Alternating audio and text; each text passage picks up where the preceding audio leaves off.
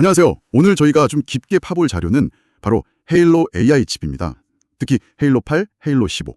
이 칩들에 대한 기술 문서랑 분석 보고서를 가지고 왔는데요. 네, 요즘 엣지 AI 쪽에서 이 헤일로 칩들이 상당히 주목받고 있잖아요. 네, 그렇죠. 대체 왜 그런 건지, 핵심 기술이 뭔지, 성능은 어떻고, 또 실제로 어디에 쓰이는지 이런 것들 아주 핵심만 쏙쏙 뽑아보려고 합니다. 네, 맞습니다. 이 자료들을 쭉 훑어보면요. 헤일로 칩만의 그 독특한 설계 방식, 아키텍처라고 하죠. 네, 그거부터 시작해서 경쟁사 제품들하고 비교한 거, 또 개발 환경은 어떤지 이런 내용들이 아주 상세하게 담겨 있습니다.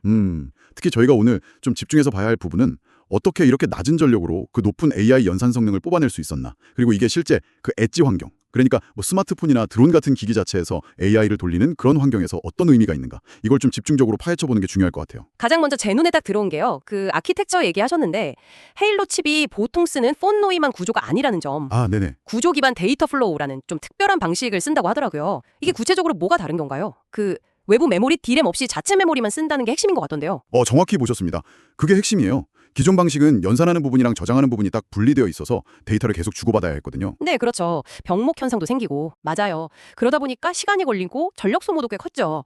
근데 이 구조는 뭐랄까, 잘 짜인 조립 라인처럼 AI 연산 구조에 딱 맞춰서 데이터가 흘러가도록 설계를 한 거예요. 아, 데이터 흐름 자체를 최적화했다. 네, 바로 그거죠.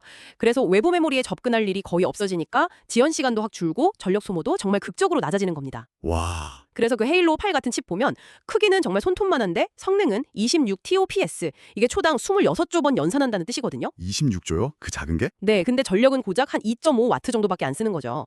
그러니까 전력 대비 성능, 흔히 TOPS per 와트라고 하는 게 아주 그냥 압도적인 겁니다. 와, 26조 번 연산하는데 2.5와트. 이야, 성능 얘기가 나왔으니까 말인데요. 그 벤치마크 결과 보고 저 진짜 좀 충격받았거든요. 네, 저도 봤습니다. 자료에 보니까 구글 코럴 에지 TPU 있잖아요. 네. 그거보다 실제 출원 속도가 평균 13배가 빠르대요. 그리고 전력 효율은 10배 이상 높고. 이게 뭐 그냥 조금 나은 수준이 아니라 완전 다른 레벨인데요. 그렇죠. 단순하게 그 TOPS 숫자만 높은 게 아니라 실제 AI 모델을 돌려봤을 때 나오는 속도나 효율에서 이만큼 차이가 난다는 거죠. 네. 그 엔비디아 제선 시리즈랑 비교해도 상당히 흥미로운 결과가 나와요. 예를 들어서 헤일로 8이 제선 자비에어 NX랑 성능은 비슷하거나 오히려 좀 더 낮다고 평가받는데 전력 소모는 훨씬 적거든요. 아, 정말요? 네. 헤일로 쪽에서는 뭐 자기들 주장이긴 하지만 전력 효율이 최대 20배까지 차이 난다고 할 정도니까요. 와, 20배? 물론 이건 좀 감안해서 들어야겠지만 어쨌든 전력 공급이 제한적인 엣지 환경에서는 이게 정말 어마어마한 장점인 거죠. 아, 그리고 헤일로 5 10칩 같은 경우는 레스넷 50라는 표준 이미지 인식 모델을 초당 700프레임이나 처리할 수 있다는 것도 좀 주목할 만해요. 초당 700프레임. 대단하네요. 이런 성능이니까 정말 쓰임새가 많겠어요. 뭐 스마트 카메라, 자율주행차 ADAS 시스템, 스마트 시티, 공장 자동화, 안 쓰이는 데가 없는 것 같은데요. 네, 그렇죠. 특히 그 레더테크라는 회사 사례가 인상 깊었어요. 헤일로 8칩 하나로 카메라 5대랑 레이더 5대 데이터를 실시간으로 다 처리한다고요? 이게 바로 엣지 AI의 힘이구나 싶더라고요. 맞습니다. 자동차 분야도 그렇고 아예 헤일로 15 같은 경우는 VPU, 그러니까 비전 프로세싱 유닛으로 나와서 고성능 스마트 카메라 안에 그냥 내장돼요. 그래서 복잡한 영상 분석을 카메라 자체에서 바로 처리할 수 있게 되는 거죠. 아, 카메라가 더 똑똑해지는 거네요. 그렇죠. 산업 현장에서도 뭐 예를 들어 큐테크놀로지 카메라 같은데 헤일로 8을 넣어서 제품 불량 검사하거나 아니면 장비가 언제 고장날지 미리 예측하는 그런 예지 보전 같은데 활용해서 생산성을 높이는 사례들이 계속 나오고 있고요. 여기서 중요한 포인트는 이렇게 기기 자체, 그러니까 엣지단에서 AI 연산에 직접 하니까 반응 속도도 빠르고 또 민감한 데이터가 외부 서버로 나갈 필요가 없잖아요. 아, 프라이버시 문제도 해결되겠네요. 네, 프라이버시 보호에도 상당히 유리하다는 장점이 있습니다. 근데 개발자 입장에서는 아무리 칩 성능이 좋아도 쓰기 어려우면 좀 그렇잖아요. 개발 환경 지원은 좀 어떤가요? 자료 보니까 다행히 뭐 텐서플로우나 파이토치 같은 많이 쓰는 프레임워크 모델을 쉽게 변환하고 최적화할 수 있게 SDK를 제공한다고 하던데요. 네, 그 부분도 잘 갖춰져 있어요. 모델 변환하는 툴, 컴파일러, 그리고 실행할 때 필요한 라이브러리, 헤일로 RT까지.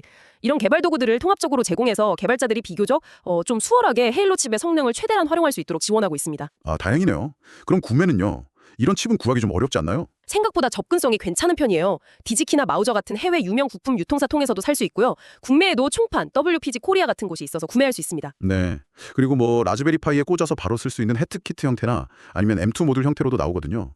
M2 모듈 같은 경우는 가격이 한 $199 정도부터 시작하니까 개발자들이 테스트해보거나 프로토타입 만들기에도 부담이 좀 적은 편이죠. $199면 진짜 해볼 만한데요. 네, 그렇죠. 자, 오늘 살펴본 내용들을 좀 정리해보면요. 이 헤일로 칩이라는 게 정말 독자적인 아키텍처를 통해서 엣지 환경의 가장 큰 숙제인 저전력 고성능, 이걸 아주 제대로 풀어낸 것 같고요. 네, 핵심이죠. 그리고 이미 뭐 스마트 카메라, 자동차, 공장까지 다양한 분야에서 실제 제품에 적용되면서 그 가능성을 확실히 보여주고 있다. 이렇게 볼 수 있겠네요. 맞습니다. 개발 도구나 구매 접근성까지 생각하면 엣지 AI 시장에서 정말 강력한 플레이어로 떠오르고 있다. 이런 인상을 받았습니다. 정확히 정리해 주셨어요. 핵심은 말씀하신 대로 전력 효율, 그리고 실제 애플리케이션에서 보여주는 성능입니다.